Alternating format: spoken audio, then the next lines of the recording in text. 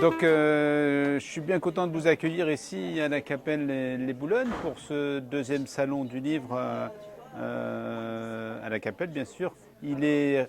Oh pardon. Il est bien sûr, je ne suis pas tout seul, on travaille avec les communes de Banctin et de Pernes les Boulognes. Alors pourquoi ce salon? Puisque nous, petites communes rurales, on se dit la culture n'existe pas que dans les grandes villes. Je m'appelle Patrick Dréan, j'ai été directeur du Festival de la Côte d'Opale pendant 33 ans. Je suis toujours directeur artistique du Tourcoing Jazz Festival, qui est le plus gros festival de jazz au nord de Paris. Et depuis que je suis à la retraite du Festival de la Côte d'Opale, j'écris des livres. J'en suis à mon 6e, que j'ai édité aux éditions Vendeur de mots. Alors le mai du livre, j'étais dans un salon à Wimereux et j'ai rencontré Antoine Duclerc qui m'a dit « Je suis le président de la DAN » et je lui ai dit « Ah justement c'est une bonne idée, est-ce qu'on pourrait parler d'un salon que je voudrais créer à la Capelle ?» Et il m'a dit « Banco ». Bien bonjour, donc je suis Léno Solveig, je suis un auteur de la région du Nord-Pas-de-Calais et donc j'ai commencé par sortir mes livres en auto-édition avec Le Chasseur d'Arc-en-Ciel qui est un roman poétique. Ensuite j'ai sorti Mathilde a disparu avec lequel, qui est un thriller psychologique avec lequel j'avais eu le prix du roman au Salon du Livre de Bapaume.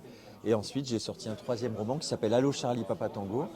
J'ai eu la chance d'être repéré par les éditions Michel Lafon et donc il vient de sortir en poche là au mois de mai dans toute la France. Donc moi c'est une grande fierté pour moi et c'est un livre qui parle des grandes décisions qu'on prend dans la vie, des choix qu'on fait qui nous emmènent d'un côté et parfois on se demande si on ferait les mêmes choix finalement. Voilà, ça parle un peu de tout ça.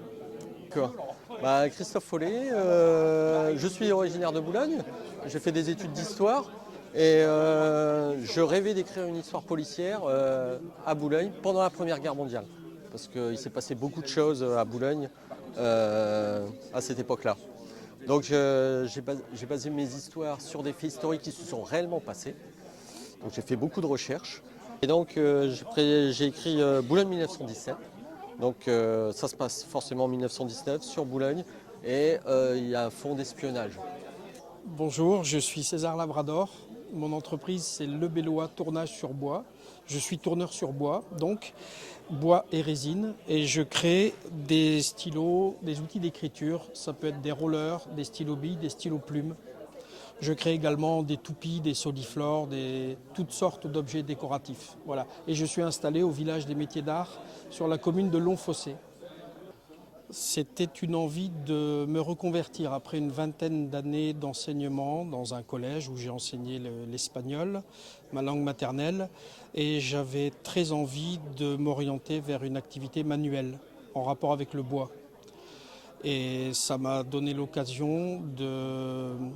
Qu'est-ce qui m'a donné l'occasion? Le congé parental, un long congé parental de plusieurs mois, de plusieurs années en fait, m'a donné l'occasion de découvrir le tournage sur bois, de m'y mettre à la maison et de penser à ce projet professionnel.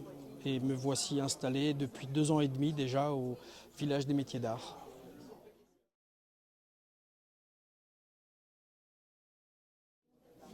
Oui, bonjour, je m'appelle Claude Brognard, je suis un ancien commandant divisionnaire de la police nationale. J'ai travaillé dans les services de renseignement et depuis que je suis à la retraite, eh bien, j'écris des romans policiers. Le premier se nomme « J'ai un petit quelque chose pour vous » qui a été primé au Salon du Livre de Soissons. Et le second se nomme « Mortel Marathon ». Et le premier se passe sur Arras, chef-lieu du Pas-de-Calais, et le deuxième sur Lille, chef-lieu du Nord. Le troisième devrait sortir au mois de juin de cette année, et lui se déroulera dans le Boulonnais. Donc je suis un auteur purement régional.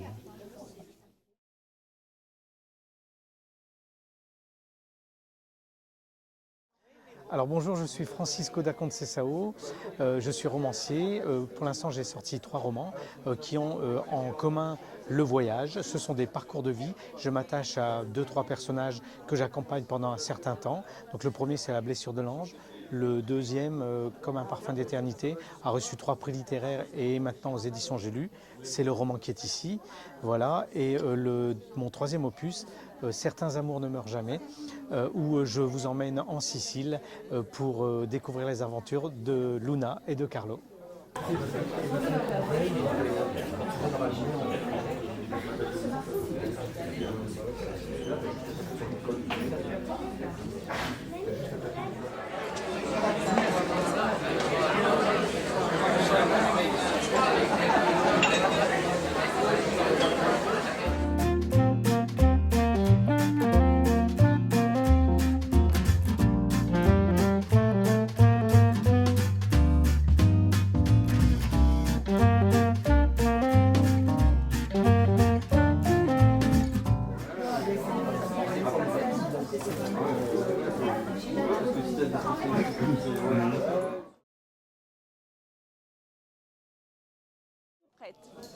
Je suis Nathalie Cléré-Boitel, je suis auteure jeunesse et j'ai créé ma maison d'édition, La Petite Fabrique de Livres, donc en auto-édition dans un premier temps, c'était il y a 8 ans. Et ensuite j'ai ouvert ma maison d'édition à d'autres auteurs et illustrateurs. Donc mon dernier livre, c'est un livre bilingue, La famille du rose part à Londres. Sinon, les ouvrages s'adressent aux enfants, on va dire de 2 à... Non, de 0, avec ce petit livre, de 0 à 5-6 ans. Avant j'ai écrit, voilà. Et il y a des magnifiques compositions, admirables.